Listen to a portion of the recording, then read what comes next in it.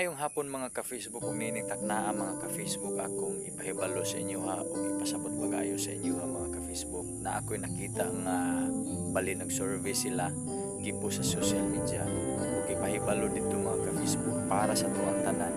kay atong nadungog karon mga ka-Facebook nga kusog kaayo ang kining gipalakaw nga istorya nga ipa-impeach ang ato ang BP Sara. So isip taga Mindanao mga ka-Facebook, kung taga Mindanao ka dapat usa ka sa mulaban sa tuang Vice President Sara Duterte. So akong ipahibalo karon sa inyo mga ka-Facebook nga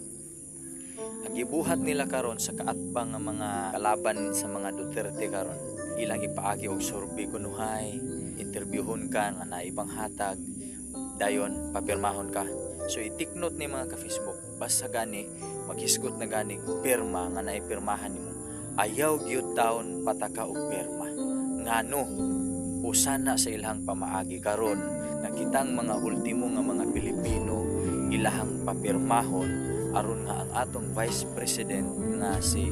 Sara Duterte ma-impeach gikan sa ihang pwesto. So atong gamiton ang atong mga utok, atong mga hunahuna mga ka-Facebook nga kung naaga ni papirmahan bisan si kinsa nga magsuroy-suroy dinhi sa atuang barangay, sa atuang suna,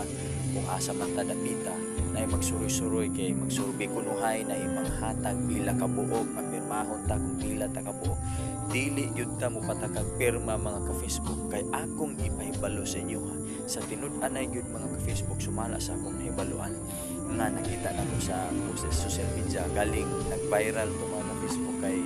daghan yun ang nituo adto nga usa to sa pamaagi sa kaatbang sa mga Duterte aron nga mapa-impeach ang ato ang BP Sara. Kunuhay nagsurvey, balik-balikon ako kunuhay nga nagsurvey, papirmahon kinay panghatag, pero ang tinuod di ay mga ka-Facebook, ang tumong ang tuyo nila ato nga papirmahon ta aron sa pag-impeach sa tuang Vice President. So gamito na to ang ato mga utok, gamito na to ang dili ta patagang pirma mga ka-Facebook, labi na og wala ta nakasabot kung unsay ato ang gipirmahan. So God bless us all mga ka-Facebook.